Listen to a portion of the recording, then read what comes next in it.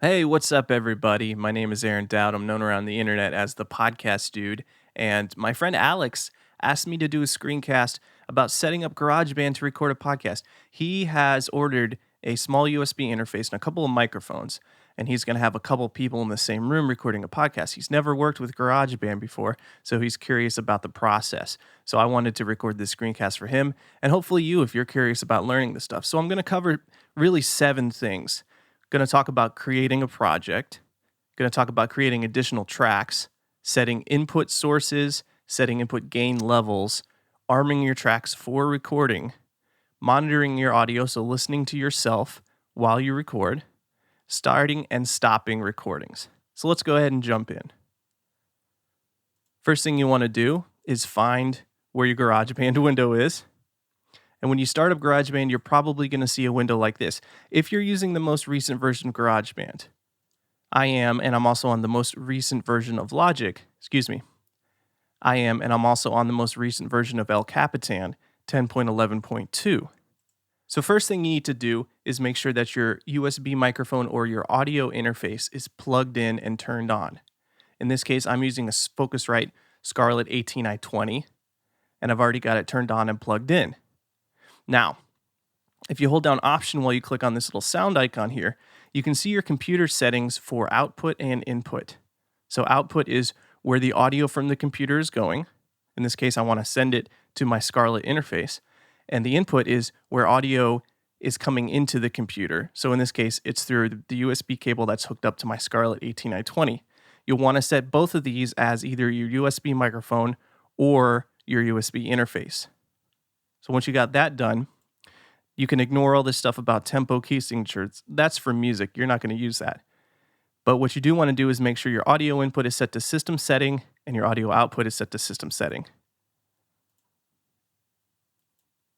So we're going to choose that, start a new project. Boom, we got a new project here. You might notice that this is a classic electric piano track. We don't need that. We also don't need this library. So we're going to go ahead and delete that by clicking on it and hitting the delete key. It's going to ask you to create a new track. So what you want to do is select the microphone. Then you're going to select the input, the corresponding input. My microphone is plugged into input 1 on my interface. So that's the input I want to select. See, my instrument is connected through the interface. I want to hear as I play and record. I want to hear sound from the interface. I'm monitoring myself because my headphones are actually plugged into the interface instead of the computer. And if you have a headphone port on your interface or your USB microphone, I recommend plugging it in there instead of into your headphone port on your computer. All right, so we're ready to create this track. And now we've got a track. I'm going to turn off input monitoring because I am already listening to myself in real time because I have my headphones plugged into the interface. Okay, cool. Now we can rename this. My name is Aaron, so let's do that. And let's hide the library by going up to View and hitting Hide Library, because I'm not going to use that. Keyboard shortcuts are important. If you're going to be using GarageBand a lot, learn these keyboard shortcuts. Library is Y, Smart Controls is B. You'll need that in a second. Editor is E. Okay, so I already see that I have some input gain levels coming in, but it looks like they're a little hot. I don't want this meter going up to this high yellow. I want it to come in where the loudest parts of my voice are just barely hitting the yellow right about there. So I'm going to turn the input gain level on my interface down for the corresponding track. I'm going to turn it down just a little bit. If you have a gain knob on your USB microphone, this is where you adjust that. So I want to adjust it so that I'm just, when I talk pretty loudly, yeah, right there. That's perfect. And you should know that this little guy right here, this controls what you would hear if you were listening to yourself, but it doesn't affect the recording level of the track. So that's perfect. I'm getting good levels. You'll also want to turn off the metronome, these little guys right here. Make sure they are not highlighted because you don't need a metronome. And then right-click on this track, go to Track, Header, Components, and Show Record Enable. So this little guy right here, click this, and now if you hit record, it is going to record audio on this track. But we need to make a couple more tracks because we have another guest that's in the room. Not actually, but in real life, if you're recording multiple people, you got to create multiple tracks. So we go up here to this plus button, add a new track. Same process. Select the input for that guest. In this case, it'd probably be input 2. All the other settings stay the same. And now we've got another track, going to hit Y to hide that library. It's kind of annoying, right? Don't need to be input monitoring. Do need to be record enable. And I want to make sure that my settings are set up. So something else you need to know, go to Smart Controls, hit B on this track. And this is where you can adjust the basic plugins that come on every track. What we're actually going to do is go over here to this I, hit that. And now you see you've got some additional controls here. So this is where you could change the input channel for this track. If I switch to this guy, you'll see this is 1. This is 2. I don't need feedback protection because I'm wearing headphones. You should always be wearing headphones.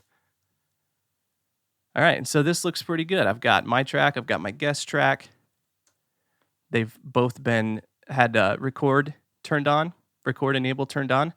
And now when you hit this record button, you'll see some waveforms. If everything's set up correctly, you'll see waveforms for each track. And so that's basically it.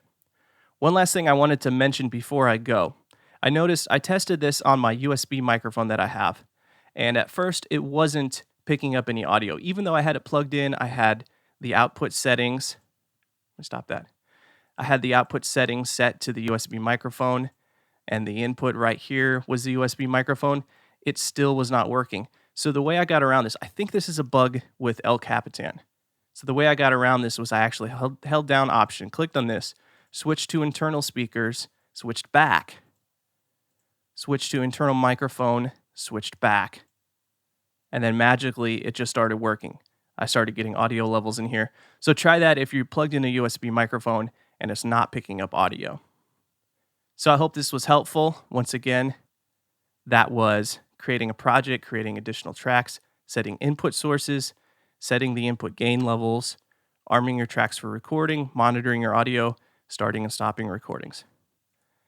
So my name is Aaron Dowd. Thank you for watching. Have an excellent day. If you want to learn more, you can go to thepodcastdude.com or search for The Podcast Dude on YouTube. I've got some other videos about EQ and compression.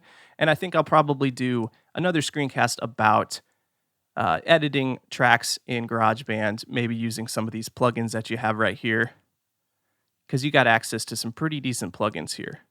The ones I use on every track: compressor, EQ, maybe a noise gate, a limiter on the master track. But I'm not going to go into that right now. But they're there. Oh, and turn off master echo and master reverb. You don't need that stuff.